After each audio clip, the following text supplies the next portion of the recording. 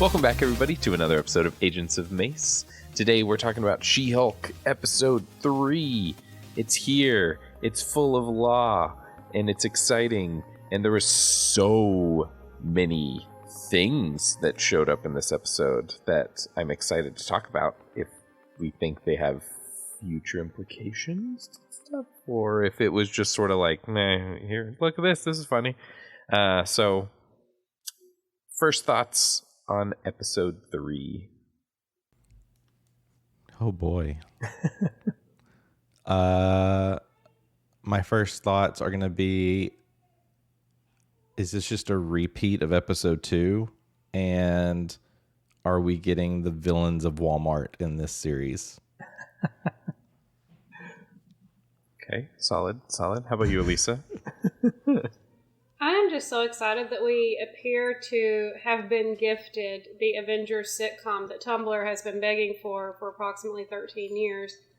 And I am really, really enjoying this. I feel like there are going to be people who are complaining because the show has, at least so far, been pretty low stakes. Dude, I am loving the low stakes nature of this show. It is just a fun lawyer show. It's like if Ally McBeal had a baby with, God, what's a superhero movie? Spider-Man. The Yeah, that makes more sense. Is Ally McBeal streaming anywhere? It was on Netflix. I don't know if it still is. I feel like I remember seeing the screen. So I never watched that show. So I feel like I need to go watch a few episodes just to kind of, because She-Hulk's definitely been referenced closer to Ally McBeal than anything else. Yeah, it was a little bit before my time, so I've only seen like a couple episodes, but enough to kind of get like the vibe of the show. What She-Hulk has reminded me of that is a lady lawyer show is it's not called Drop Dead Gorgeous, but it's Drop Dead something. Oh my gosh. Drop Dead. I'm sorry. One moment. No, please. I feel like I know what you're talking about. Continue your conversation. The topic is superhero movies that aren't the Hulk. Go ahead. Drop Dead Hulk. Drop Dead Diva. That's the name of the show. Okay. And so in that show, she's also in like a different body than she's supposed to be. And so that is dragged out for way too long. The whole story about how she's dead, but is alive in a body that isn't hers. And like she works with her fiance that doesn't know it's her. It's like 8 seasons of this. Oh, that's 7 seasons too many. Oh yeah, and it's in the olden days when they had like 22 episodes apiece, and they were hour-long episodes. Oh no. That being said, it's a great show. I just had that conversation with my fiance yesterday. We started watching Everybody Loves Raymond, and we got to the end of the first season, and I didn't realize it was the end of the first season. I was like, for sure, we're on season like 3 or 4. It was like, no, this is the end of season 1, episode 22. Season 2 has 25 episodes. I was like, oh, the golden age of TV. Bring that back. She-Hulk better have 28 episodes.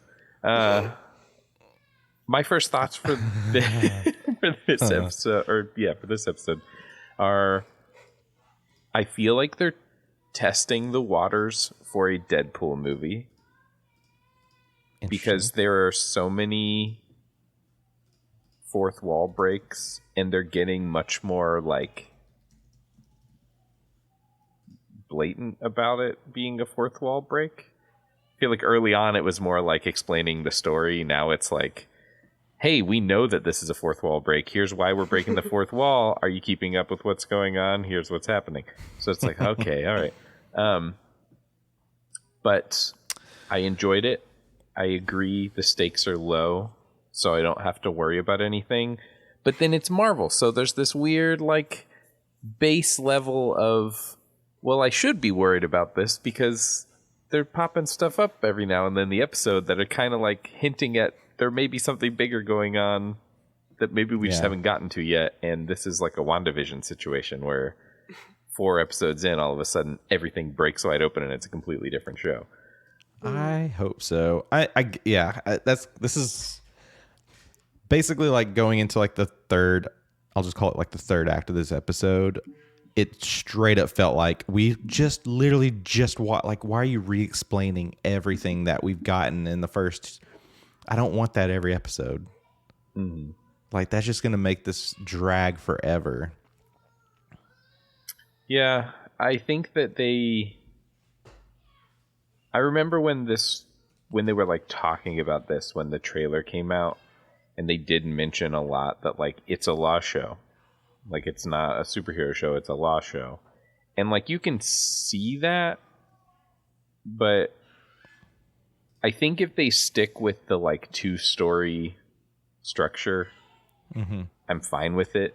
If there's like one main story going on and then there's a side story that's just like a case that the superhero division is dealing with, like, I'm fine with that.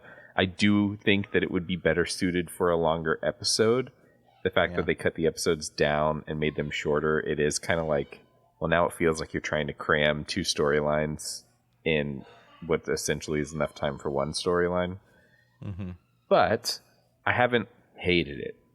I think that it's fun, and it's what I was walking into the show expecting more of, as opposed to a like more traditional Marvel show, which sounds weird to say. They've only been doing them for like a year and a half, but yeah, I think this one's definitely completely different than the others in just the way that they lay out the episode. very different.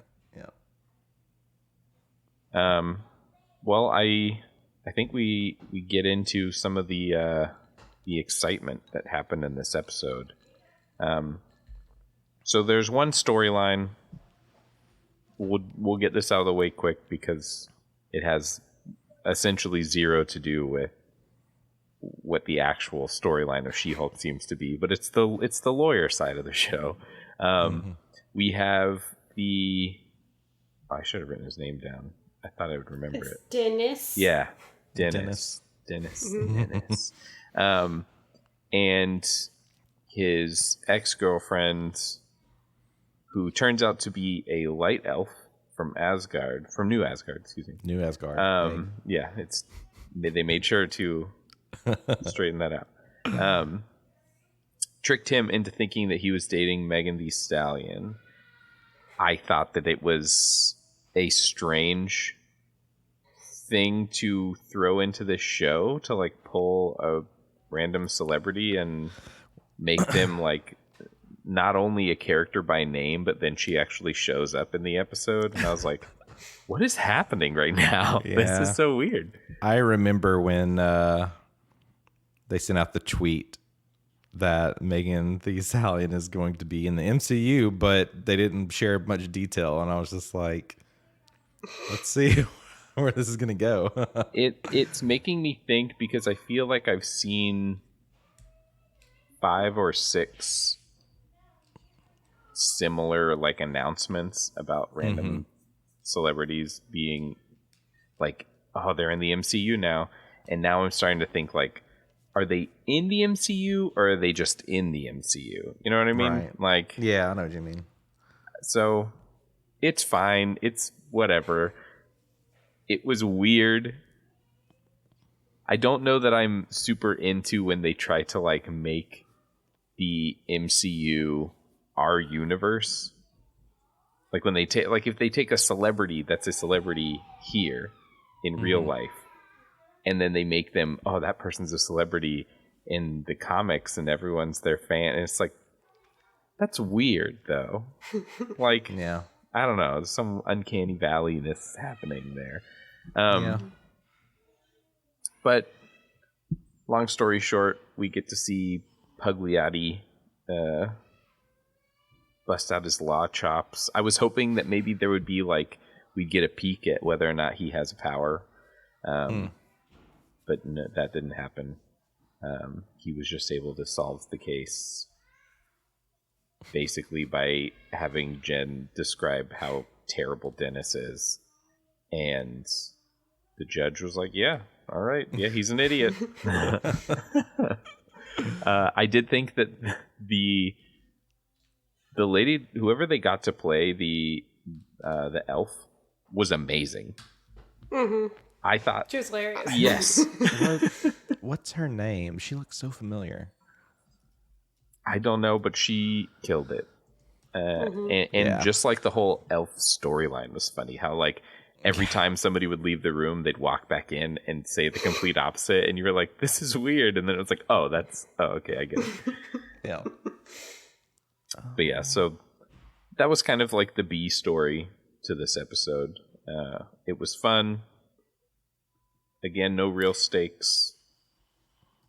I was trying to remember if we ever encountered light elves in any of the Thor movies, because I know we got the dark ones. Did we get light elves? We have not. They are from the comics. They appeared in Alpha Flight.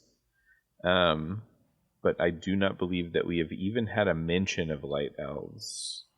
I think this is the first time on screen. Mm-hmm. It is interesting because it seems like they're using the same sort of transformation magic that Loki uses. Mm-hmm. The twist is that it's actually just Loki. I know. Well, that's what I kept thinking. Like, is this going to end that it's like that's Loki or like Loki's daughter or some spin-off version of Loki? Because, like, I don't know. I feel like we're going to get Loki soon, right? Like, we have to get Loki before the next season of Loki. Well, so maybe. And Loki, in the comics, he does have a daughter, but she doesn't have any powers. Mm-hmm. She's just kind of around. Mm-hmm. Well, the actress is Peg O'Keefe, and she was in Doom Patrol. Interesting. Who is she in Doom Patrol? I just watched the new season. Betty Ann Bucklestone. Wow. Great name. Episode 1917 Patrol. Her first, the first thing listed on her IMDb was the narrator in Curse of the Blair Witch. Ooh. Interesting. I don't know. Well, this is a not far cry from that. Yeah. That was in 99 and anyway, that's cool. Yeah, I liked I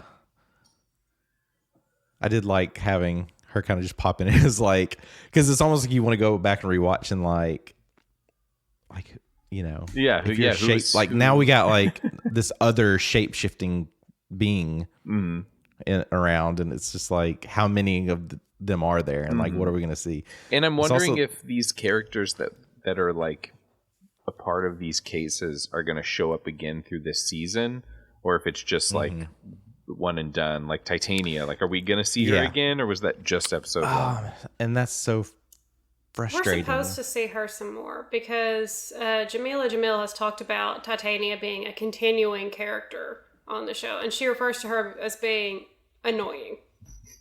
Yeah. And it's like at the beginning, you know, when we kind of when Jennifer just looks at the screen and it's just kind of like, yes, like all these people are going to be throughout, you know, but doesn't mention Titania, which is interesting. I feel like at this point they should address that, like, oh, remember Titania? Mm-hmm. Yeah, you're going to see her again. Like we're building up to that.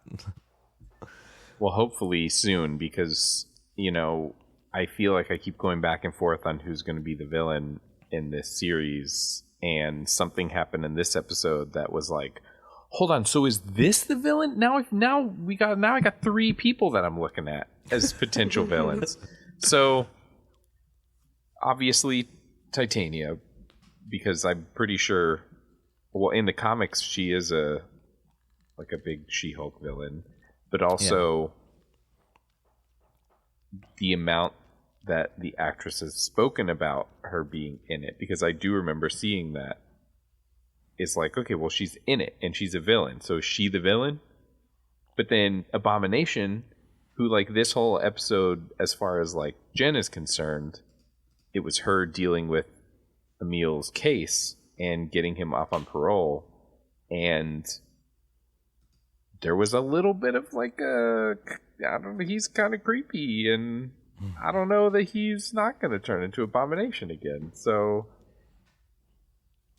I don't know if he's the villain. And then something happens that I am excited to talk about for a number of reasons, but I don't want to get too into that before we talk about Emil. So we'll talk about the main case for this episode, which is the Emil Blonsky case / his escape from prison. We got Wong, and we got Wong in the most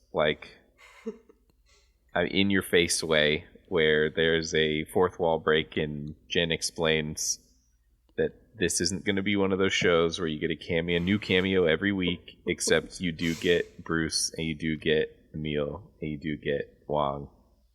So it is one of those shows.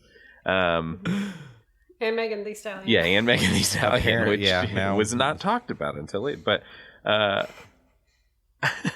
thought it was really funny when she calls her paralegal and she's explaining how she's stalking Wong on social media.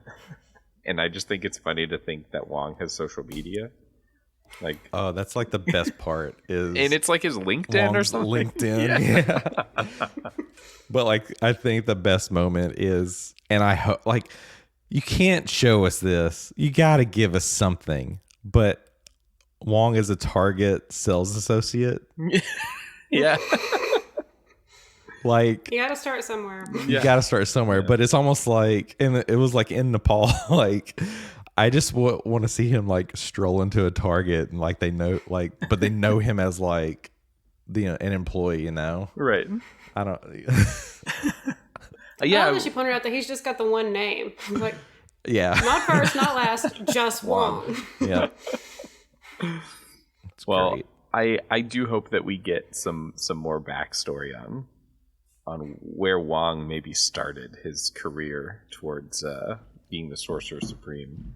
There were a couple funny moments with Wong, when he said he lost track of time.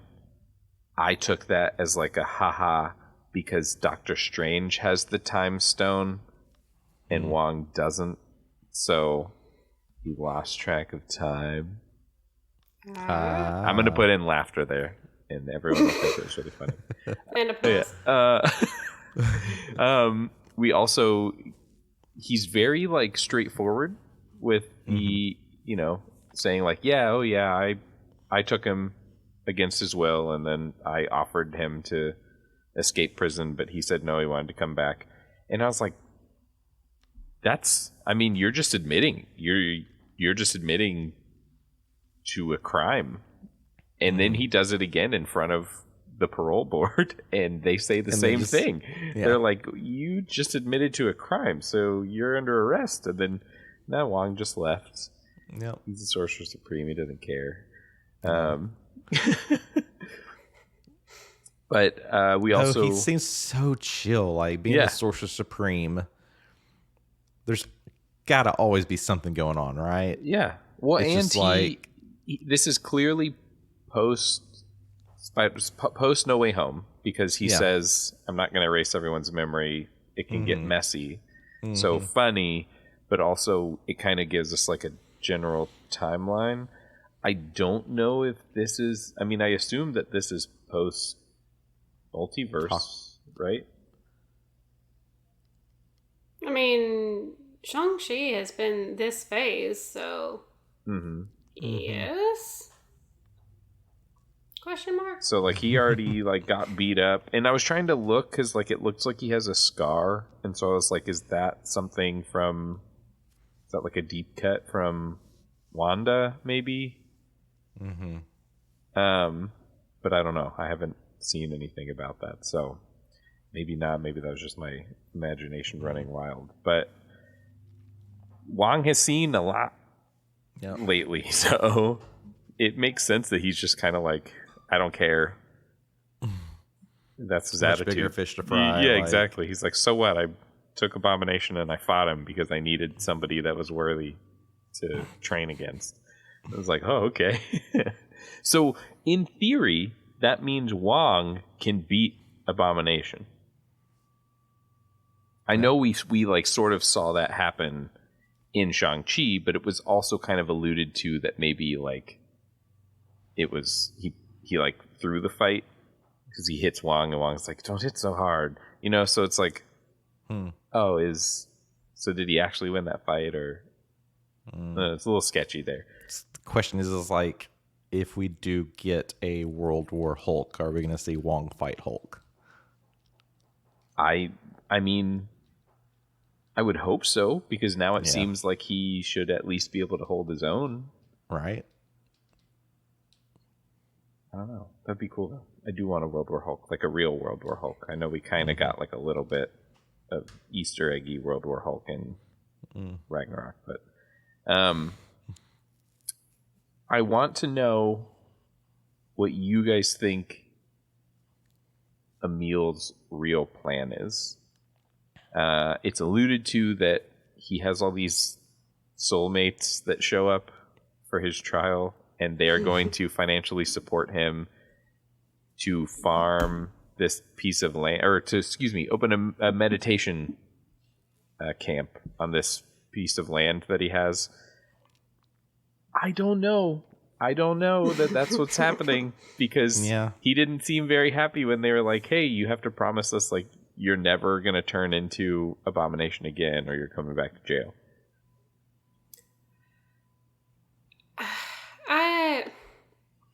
Having recently rewatched the Hulk movie with you two, I think maybe now that he has merged the personalities like Bruce has, like Jennifer has, he thinks he can actually do what he intended to do in the first place, which is to be like the ultimate soldier. And so maybe he's just hoping he can return to that, because he even says in the last episode that he basically is on loan to the U.S. government. So maybe he's planning on going straight to them and being like, what have you got for me? Interesting. Yeah, that's very interesting. Yeah, that's the... is the like, where's the military in all this? You would think the military would just be in the shadows around this court case, because they're, they basically want to own him and use him for and they made whatever, him. Right. It's also like, who is still around, not around, to be ready for his release. I'm not buying the whole like Zen meditation. Like I'm clearly he's going to have some plans and be up to something, but also it's like Valentina may show up and be like, she may just kind of show up and kind of move him. With the way the show's going, I wouldn't be surprised if we get a post-credit at the meditation place. I figure like it's probably going to exist in some form. Yeah. But I don't know. Abomination, like getting Tim Roth back, there's got to be something more to this character and what's going to go on. Like that's one thing that aggravated me near the end of the show, is like when he's turning into Abomination, just like all the like the back and forth and the editing there. Like, why didn't they show like? I wanted to see more. It's like we barely got to see him. I think they may be holding back a little because we are going to get more Abomination in this. And this sort of, I have a theory of what's going to happen based on something else that happens in this episode, which we'll go ahead and dive into. So there's a scene where Jen is walking to her car. A guy in a hard hat comes up and grabs her, and another guy comes up with like a crowbar, and they basically are threatening her. She realizes she can turn into the Hulk. She turns into She-Hulk, and you get a glance at this crew that is attacking her, and it is, I mean, I'm pretty sure that this is the Wrecking Crew, and we're getting them. For all of you fans who don't know the Wrecking Crew, I'm sure you know who the Wrecker is. He literally has a Asgardian crowbar. There's also Thunderball, who swings around a giant ball on a chain. Surprise. We also get Bulldozer, and we get Pile Driver. In the comics, they make up the Wrecking Crew, and they essentially show up to get beaten relatively easy. they're like one tier above goons, but one tier below villains. So they always get their butts kicked, and that's kind of what they're here to do. They get their butts kicked, but not before one of them tries to stab Jen with what seems to be some sort of either injector or what is later described, I guess, as a way to get a blood sample. They mentioned that the leader's going to be mad. The leader, as we know, is a Hulk villain, and I'm thinking that the leader is going to be the actual big bad for this season. And since he wasn't able to get Jen's blood, now that Emil is out, they're going to go after Emil. And that's when we're going to see Abomination. And then Jen is going to have to help keep Abomination out of prison. Because he probably only turns into Abomination to protect himself from them stealing his blood.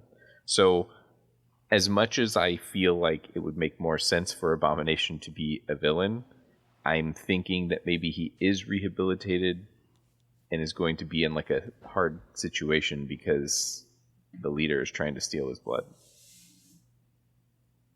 I don't know if we're going to get Bruce back at all. I think he's just gone. But that's my theory. I would think we'll get like one, maybe two more, like post credit with Bruce and whatever he's up to. I mean, hopefully we see what he's up to. Yeah, this whole Wrecking Crew, like the change on them was funny because like in the comics they actually have like powers, whereas here it just seems like they're just more so humans that have Asgardian things that they're using as weapons. Because like the way like she throws some of these guys, I'm like, you're done. Like if you got no superhuman power, like you're crushed. Yeah, she smashed one guy's head into another guy's head so hard like, that the other guy flew against the wall. Yeah, like he's dead. So who do you think their leader is? So I think their leader is the leader, which is the guy with the big brain. So could we get him from Incredible Hulk come back? I would love to see Tim Blake Nelson again. Maybe. I mean, if we were getting, we're getting Abomination back. Let's get the whole set of Tims. Right? It's possible. Do you think it could be Kingpin? So when he first mentioned it, I thought that it was Kingpin because we've already seen Kingpin. Yeah. And that's kind of where we were going. But I don't know, just the fact that they call him the leader. I thought they just called him boss. I think one guy says... The one guy calls him boss, but the other says the leader is going to be mad. Or the leader is going to be upset. And so it's like... I don't know. This is one of those moments where it could be they could just stick with Kingpin as like we've already introduced him. He's from another show. We're bringing him into the MCU and trying to like build up his especially character, if they're making the Wrecking Crew like very similar to like what we got in like Hawkeye. It just has this Hawkeye-esque feel to it. But who knows? We may get so many different villains. Like what are we gonna do? I can see like either one of these. Yeah. But I did think the thing that struck me about Boss is that it's gender neutral, and so I thought maybe these goons were hired by Titania because Jen stopped her. Yeah. Which it very well could be. Because at some point they're introducing too many new people and they have to like slow down to not like burn through everybody. But and then what are they going to do with Titania's? Like, are they going to move this in a direction where like she's just kind of like her own. She's the boss. She's the leader. Is there going to be the connection with Doctor Doom, or is there going to be any connection with any other characters? Yeah, because they could connect her with Kingpin. I mean, because I'm still curious to see like how are we getting Matt Murdock Daredevil? Like we've yet to see him. Yeah, I feel like that's going to be like the halfway point. So either if not next episode, maybe the one after, I would expect we're going to get him introduced. Right. Which, like, I know that this is a contradicting theory to what I just said my theory is, but I still stand by my original theory that Kingpin's going to get in some sort of trouble and Jen is going to end up having to represent him in court, and that's going to draw the attention of Daredevil, and that's how we're going to get the Matt Murdock tie-in. So it could still be that, the Wrecking Crew was hired by Kingpin to get She-Hulk's blood. It just seems like if it is the leader that we had from the Incredible Hulk, he knows, because that's how his brain started to expand, was from the blood like dripping that was Bruce's blood. So he knows that the blood can give you powers. So I don't know how we would believe that Kingpin would know that. Yeah. But I don't know. Nobody knows anything, That's the joy of all this nonsense. I do know that we are looking like towards the Thunderbolts movie, and the leader does have ties with the Thunderbolts, so it could be like this all could be a setup for that potentially. Since I don't know that they're gonna. I don't know how they're gonna like shoehorn an introduction to the Thunderbolts in any other way.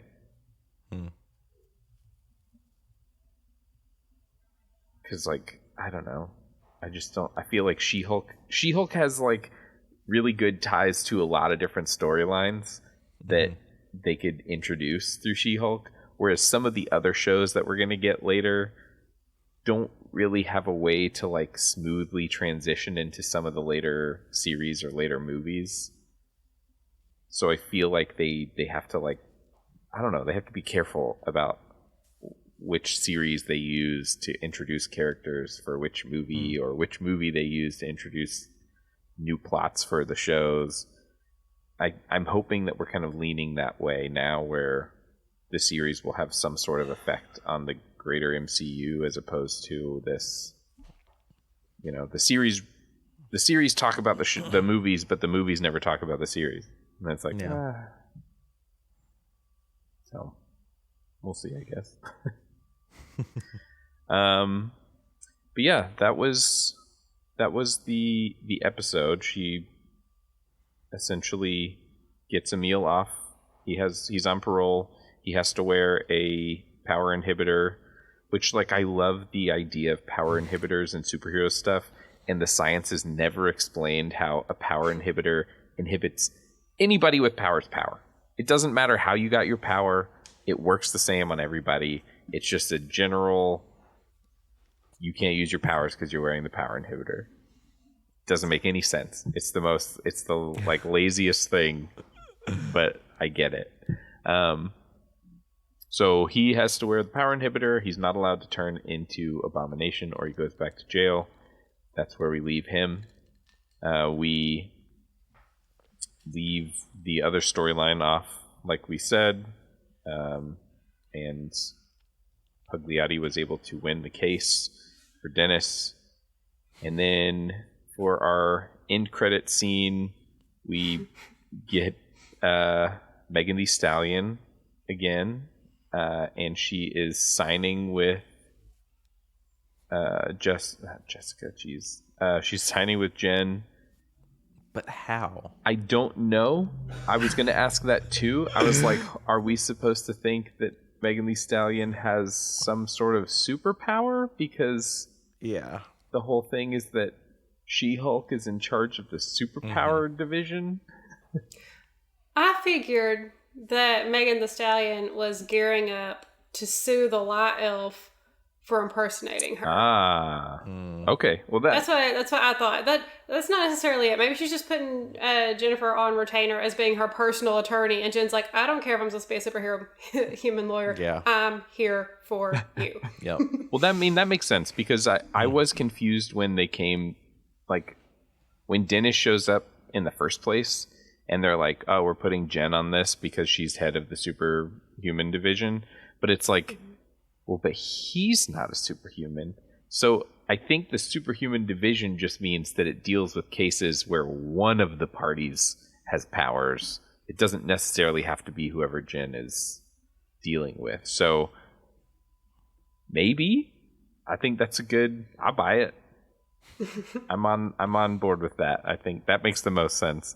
What doesn't make sense is what happens next, where She-Hulk and Megan Thee Stallion have a twerking dance-off in her office. And I immediately was like, no. Why is this how we ended this? This was oh, come on. Like, and I don't know why, but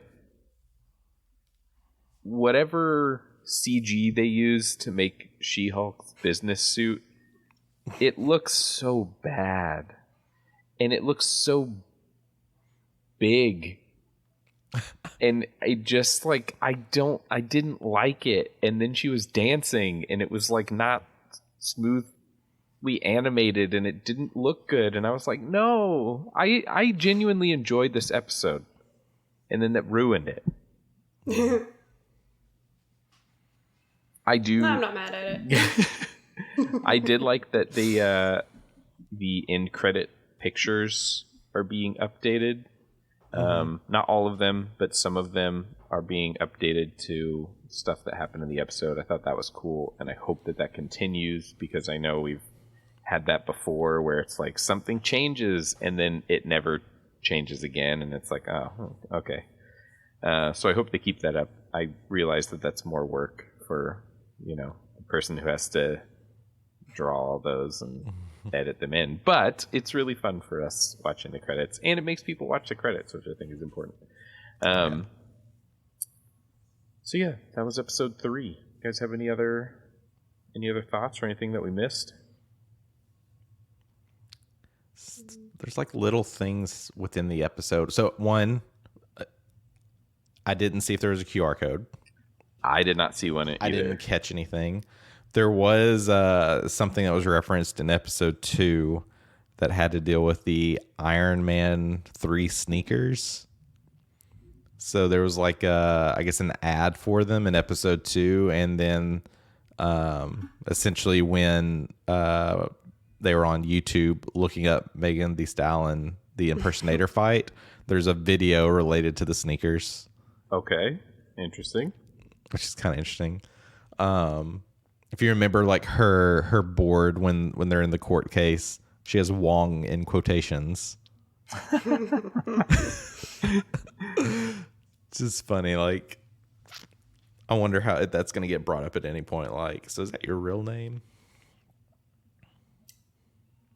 The few remaining things that I took notes on were, first of all, like at the very bottom of the list is the concluding line for this episode that made me laugh so hard, which is Jen saying, "I will kill for you, Megan Thee Stallion." Yeah. I thought that was so funny. And the part at the beginning when it's showing all of the the online comments about Jen and She-Hulk, and it's all these dudes being like, what, they had to make a girl one now? And I was like, this show predicted the dude bro backlash that it has prompted. Because I've seen, as a result of this and the previous show being Miss Marvel, a lot of people being like, oh, so Marvel's woke now. We've got these girls and their shows and they're super powerful. I'm like, it's in the comics. Yeah. And they also had a line in here that was, they were speculating that her powers were the result of a mafia hit, which is almost kind of what it is in the comics. Like, one of the people that she is taking on in court or has beaten in court puts a hit out on her. And Bruce saves her after she's been, shot. Yeah, that's right. And he has to give her a blood transfusion, right? Yes. Yeah. See what? Which I didn't think Bruce was qualified to do that, but I guess if you're just a doctor in anything, you're a doctor in everything. He's a genius. Yeah. Really quick, I did find out there was a QR code in this episode. When Pug is investigating evidence online about the elf, you can spot the QR code on his computer screen, and it will give you the first issue of the 2004 She-Hulk series, which I believe has the origin story for Pugliotti. So interesting. I'll have to go back and look for that because I did not see that. But it's cool. We also get one other character from the comics, Mallory Book, who's just quickly kind of brought into the office, but she's joining the law division, the superhuman law division. But I'm curious to see what kind of role she may play. If we'll even see her much, if they'll become rivals, if Mallory will have anything to do with maybe partnering with Titania, or I don't know. I'm curious to see this kind of goes into that. How many villains are we getting, or villain-esque people?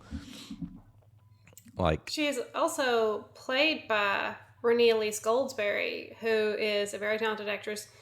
But what she's best known for, especially in the last few years, is in Hamilton, she originated the role of Angelica Schuyler Church, and she won a Tony for it. She's so good in that show. So that's also, cool. If you're watching Disney Plus, be sure to take a little spin through Hamilton. Oh, it's very good. I need to. And watch how awesome she is in that. Absolutely. Awesome. That's cool. I also realized I was saying his name wrong. It's Augustus Pugliese, not Pugliotti. I thought it was Pugliotti, but it's Pugliese. Pugliotti sounds more right. Yeah, I like Pugliotti too. Maybe I'll just keep calling him that. I probably will. I'll probably forget that we had this conversation, and I'll keep calling him that. But can we just call him Pugsley? Well, no, because the Wednesday show is coming on Netflix. We don't want people to think this is a Addams Family podcast. Nope. We'll start a new one. We'll call it Wednesdays, and it'll come out on Thursdays. Yes. Well, I hope that you listeners enjoyed this episode of She-Hulk as much as I did, and are looking forward to next week's episode, which I'm fully expecting everything to break wide open next episode, and it's going to be a completely different show, or maybe it will be it'll be a different show, but in the complete opposite direction, and it will be like a straight Law and Order. It's a Daredevil episode. Yeah. Dun dun. I need a Better Call Saul-esque. Yeah. So I'm already missing. It's over. There's no more. And I already miss it. Maybe that's how they'll do this. I do think that the fourth wall breaks are fun, and they are always funny. I don't know that they're always necessary. And I'm not 100% sure why they chose to do them in She-Hulk. But I'm enjoying them. I'm hoping that it is some sort of maybe the director or the writer for this is I really want to work on Deadpool. Deadpool. Let me just show them what I can do with fourth wall breaks. Yeah. Maybe. Or maybe Deadpool will show up. The lady who's been directing this is a girl named Kat Coiro, and she directed Marry Me, that Jennifer Lopez and Owen Wilson movie that just came out. So I don't know if Deadpool's in her wheelhouse. It might be. I mean, she can do anything that she sets her mind to, I suppose. But I mean, maybe Marry Me was her foot in the door, and now She-Hulk is her look what I can do. Mm-hmm. Ryan Reynolds, a lot of fun. Hire me. Me too, Ryan Reynolds, hire me. So for my question this week, I had a thinker for you all, and maybe we'll start next week. I'll have you guys, or we can all answer the question too, because this one I was kind of excited for. I want to know if you could represent any hero or villain in a court case, who would it be, and what would the case be? So I'll let you all think on that. That's a really good one. Listeners, let us know in the comments who you would choose and what would you be helping them get out of, or what case would you be helping them win. And definitely listen for next week, because we will have our answers for that question for you as well. So Yes. Can I have a bonus question? yeah, do it. Let us know if you're going to go watch the extended No Way Home at the theaters this weekend. Yes. Yes. I'm going to try to go see it. Let us know, and then let us know if you thought it was worth it. Because bonus stuff isn't always great. Sometimes it's like, well, There's a reason they cut. yeah. My fiance and I are huge Office fans, and those super fan episodes don't do it for me. It's Oh man. Okay. I am working through The Office first time watch. oh my gosh. First time watch? First time watch. Wish that I could enjoy it like that again. Oh yes. Yeah, I think I man. just started like season 4. Oh, it's getting Season 4 is good. a favorite. Oh. yeah. Really? Okay, that's good. Because like by the end of season 3, I was just kind of like, how can they stretch this to 9 seasons? Oh man. Oh, you'd be surprised. If you like, this will be a for free shout out to another podcast.